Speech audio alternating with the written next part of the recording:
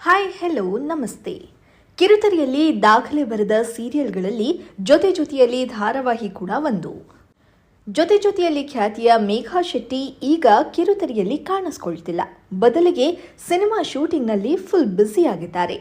ಇನ್ನು personal ಲೈಫ್ಗೆ time ಕೊಡ್ತಾ ಇದ್ದಾರೆ ನಟಿ ಮೇಘಾ.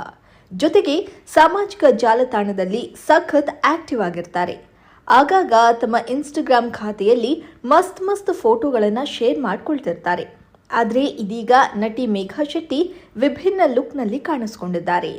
ಹೌದು, ನಟಿ ಮೇಘಾ ಶೆಟ್ಟಿ ಅವರು ಸ್ಟೈಲಿಶ್ ಆಗಿ ಹಾಟ್ ಬ್ಯೂಟಿಯಂತೆ ಕ್ಯಾಮ್ರಾಗೆ ಪೋಸ್ ಕೊಟ್ಟಿದ್ದಾರೆ.